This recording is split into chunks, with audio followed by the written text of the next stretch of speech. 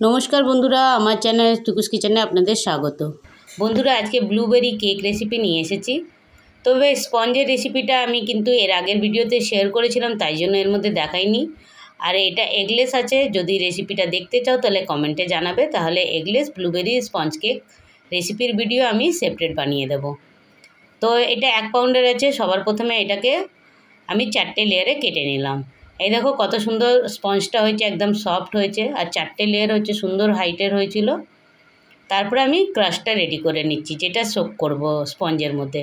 ওর মধ্যে 2 টেবিল স্পুনের মতো নিয়েছি ক্রাশ, আর 2 টেবিল স্পুনের মতন নিয়েছি জল, দিয়ে এটাকে ভালো করে একটু মিক্স করে নিতে হবে। তারপরে একটা টিস্যু পেপার নিয়ে এভাবে করে নিলে তাহলে বেসটা ঘুরবে না, ঘোরানোর সময় নড়বে না।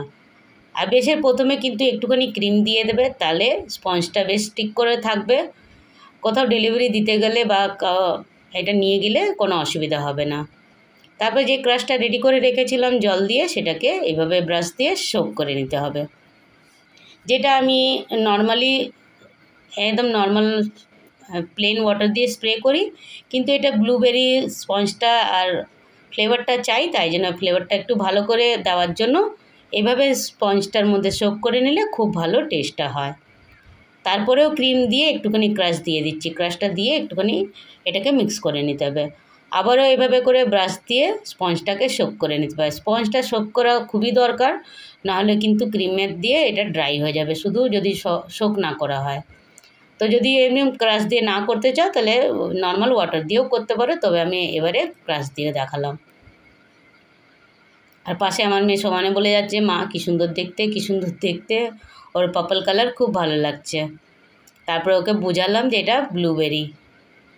এই দেখো, আর উপরের যে লেয়ারটা আছে ওটা কিন্তু সবসময় মিডিল পার্টে দেবে, ওটাকে সবথেকে উপরে দেবে না, নাহলে কিন্তু শেপটা ভালো আসবে না।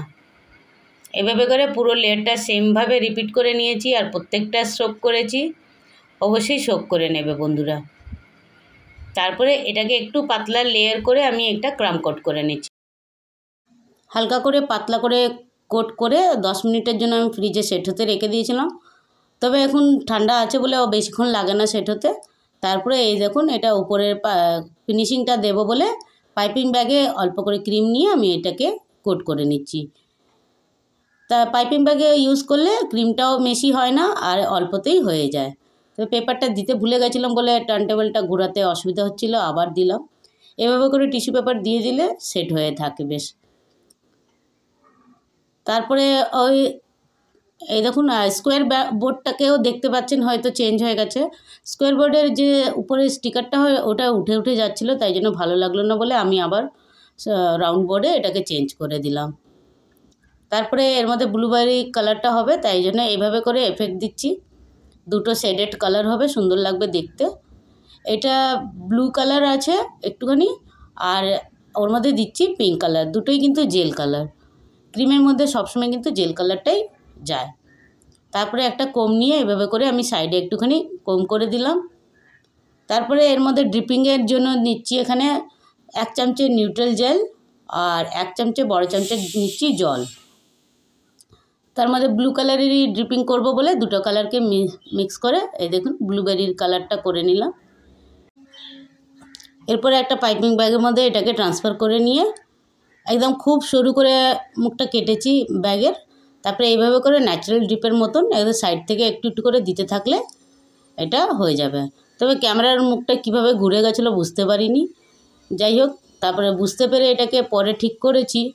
আর 2টো কালারের যে উপরে করেছি এটা 1M নোজেল আছে, দুই দিকেই আমি 2টো কালারকে একটু একটু করে দিয়ে তারপরে ক্রিমটাকে এরমভাবে ভরে, তাহলে 2টো কালারের শেড আসে সুন্দর।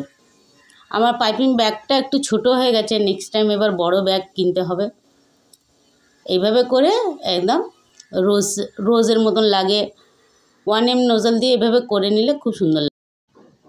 দুই দিকে 2টো কালার দিয়েছি বলে দেখো দুদিক দিয়ে সাইডে কালারটা আসছে। তো বাস আর কিছু করতে লাগবে না, এইটা দিয়েই আমি বর্ডারটাই দিয়ে দিচ্ছি 1M নোজেলটা দিয়েই। বন্ধুরা, তোমাদের যদি এটা ভালো লেগে থাকে তো অবশ্যই একটা লাইক দিও, শেয়ার করো, আর কমেন্ট করে জানাতে ভুলো না। আরও যদি কেক নতুন কি দেখতে চাও তোমাদের সাথে অবশ্যই শেয়ার করব। আর ভিডিওটা যদি ভালো লেগে থাকে তো অবশ্যই একটা লাইক দিও। চ্যানেলটাতে নতুন হয়ে থাকলে চ্যানেলটাকে সাবস্ক্রাইব করার অনুরোধ রইল। ভিডিওটা দেখার জন্য অনেক অনেক ধন্যবাদ। তাহলে দেখা হচ্ছে আবার নেক্সট কোনো রেসিপি নিয়ে।